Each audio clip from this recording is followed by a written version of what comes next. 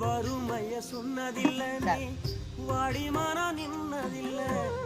எதையுமே தனக்குன்னு நீ இதுவரை சொத்து சுகம் வந்ததில்லை ஒரு சொந்த அள்ளி தந்ததில்லை எத்தனைய துன்பத்திலும் நீ யாரையுமே நுந்ததில்லை உழைச்சி உழைச்சி நீ ஓடான எழுத